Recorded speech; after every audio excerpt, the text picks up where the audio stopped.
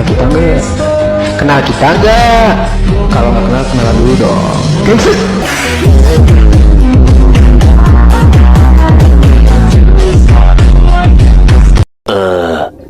2,000 years later. Assalamualaikum warahmatullahi wabarakatuh. Kami dari kelompok 10 ingin mempresentasikan tentang trilogi dimensi epistemologi keilmuan Islam yang beranggotakan saya Vina Hana Unajla, lalu rekan saya Khairul Rizikin Furqon, dan rekan saya satu lagi Aska Lulu Nadifah.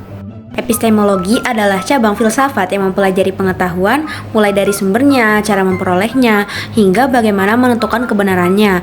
Epistemologi juga biasa dikenal dengan theory of knowledge atau mempelajari pengetahuan itu sendiri.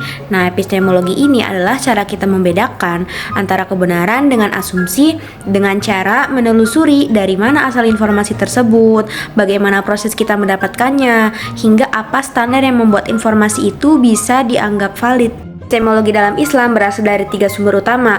Yang pertama ada wahyu, pengetahuan yang berasal dari Allah melalui Al-Quran dan hadis bersifat mutlak dan menjadi sumber kebenaran tertinggi. Yang kedua ada akal. Akal itu adalah kemampuan berpikir manusia untuk memahami, menganalisis, dan menarik kesimpulan. Digunakan untuk mengembangkan ilmu dan memahami wahyu. Yang ketiga itu ada pengalaman atau empiria, adalah pengetahuan yang diperoleh dari pengamatan dan pengalaman langsung, biasanya digunakan dalam ilmu sains dan kehidupan sehari-hari. Ketiganya ini menyatu dalam satu prinsip. Wahyu memberi arah tujuan, akal menjelaskan cara mencapainya, dan pengalaman membuktikannya di lapangan. Jadi kebenaran dalam Islam tidak hanya diyakini ya atau iman, tapi juga dipikirkan atau rasio dan dipraktikkan secara empiris. Di pemikiran Islam terbentuk dari perpaduan wahyu, akal, dan kondisi sosial. Dari proses ini lahir berbagai cabang ilmu seperti kalam, fikih, tasawuf, dan filsafat yang menjadi dasar perkembangan keilmuan Islam. Nah, dari hasil perpaduan inilah lahir berbagai cabang keilmuan yang kita kenal sekarang ya. Seperti 4 tadi, nah keempat bidang inilah yang kemudian menjadi fondasi utama atau dasar bagi seluruh perkembangan ilmu pengetahuan dalam dunia Islam hingga saat ini. Pada slide ini kita akan membahas tentang trilogi epistemologi Islam. Trilogi ini adalah konsep penting dalam filsafat ilmu yang menjelaskan 3 cara utama dalam memperoleh dan mengembangkan pengetahuan dalam Islam, yaitu bayani, burhani, dan irfani. Konsep ini dipopulerkan oleh Muhammad Abed Al-Jabiri untuk menjelaskan bagaimana cara berpikir dalam tradisi Islam. Nah, dari sini kita bisa lihat bahwa dalam Islam, pengetahuan itu tidak cuma dari satu sumber, tapi gabungan antara teks, akal, dan juga spiritualitas. Yang pertama ada epistemologi bayani. Pendekatan ini paling sering digunakan dalam keilmuan Islam. Bayani sendiri yang artinya penjelasan. Jadi fokusnya ada pada memahami teks wahyu, yaitu Al-Quran dan hadis. Nah, dalam pendekatan ini sesuatu dianggap benar kalau sesuai dengan isi teks wahyu. Jadi wahyu menjadi dasar utama dalam berpikir. Metode yang dipakai bayani itu juga cukup dikenal seperti ijtihad, qiyas, ijma, dan istinbat. Semua itu digunakan untuk menerapkan isi teks ke kehidupan sehari-hari. Ciri utama bayani itu tekstual, normatif, dan deduktif. Artinya fokus ke teks, menjadikan wahyu sebagai standar dan juga cara berpikirnya dari umum ke khusus.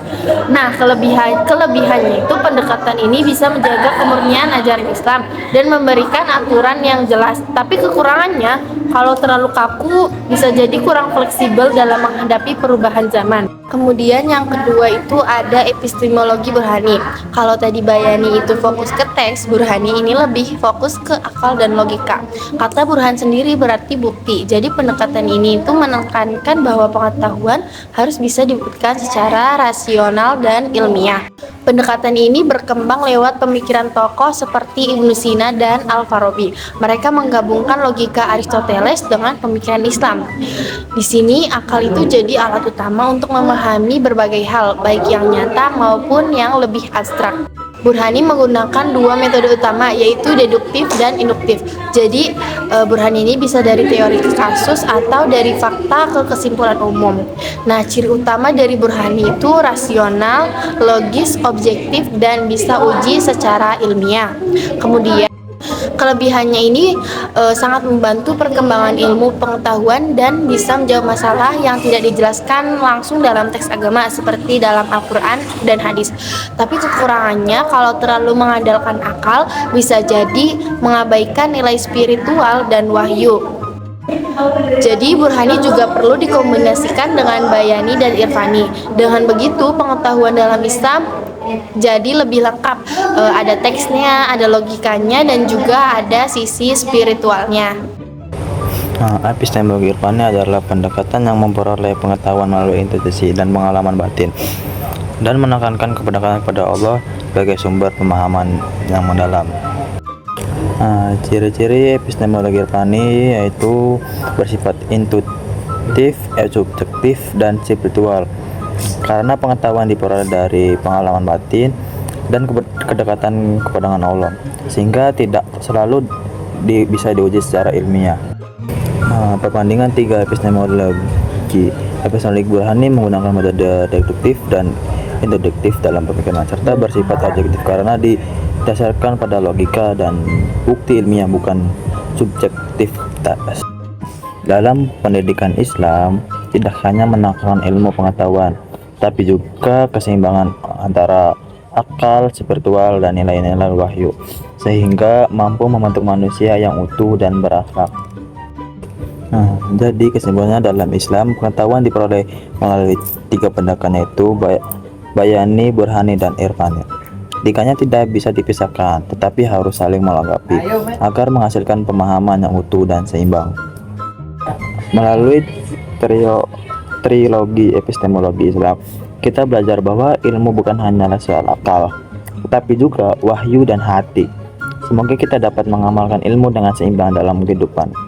Sekian presentasi dari kami. Terima kasih atas perhatiannya.